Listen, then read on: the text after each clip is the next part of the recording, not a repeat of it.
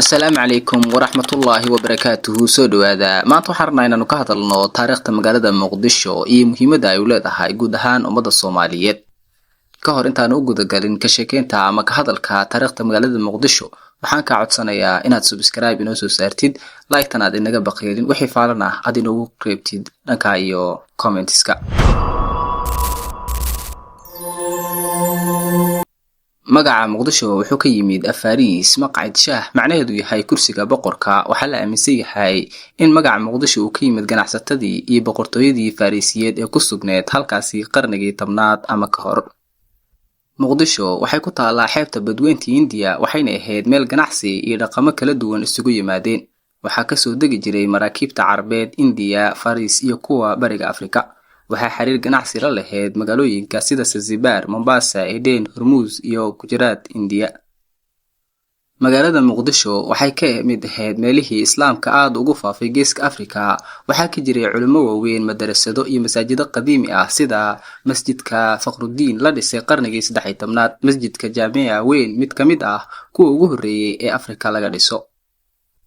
muqdisho waxa hore u maamuli jiray boqortooyadii Ajuuraan oo ahayd dawlad islaami ah kadib waxa qabsaday imbadooradiyadii gadadii 1700 meeyadii oo saldhig ka dhigtay muqdisho magaalada waxaa deganaa beelo kala duwan iyo kuwa kale oo ganacsiga hormuud u ahaa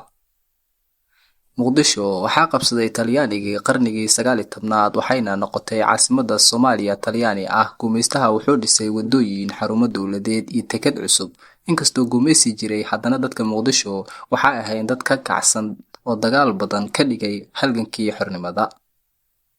kowda luulyo 1960 muqdisho waxay noqotay caasimadda rasmiga ah ee jamhuuriyadda Soomaaliyeed waxa la dhisay garoomo dugsiyo sare jaamacado sida jaamacadda ummadda iyo TV-ga qaranka Soomaaliyeed magaalada waxay noqotay mid kamid ah magaalooyinkii ugu casrisanaa Afrika ee waqtigaas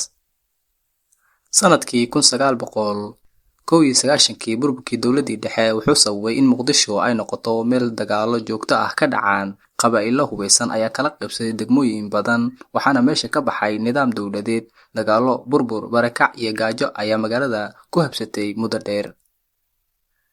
ilaa iyo 2010kii dawladda federaalka ayaa si tartiib ah gacanta ugu dhigtay muqdisho magaalada waxaa laga hirgeliyay mashaariic horumarineed sida garoonka diyaaradaha aadan cadde takado muqdisho wadooyinka jaamacadda iyo guryo casri ah waxaa la dareemayay koror ganacsi iyo dib u dhis iyo rajo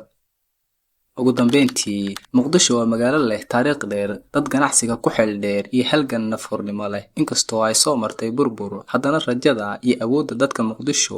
waa mid aad la jebin karin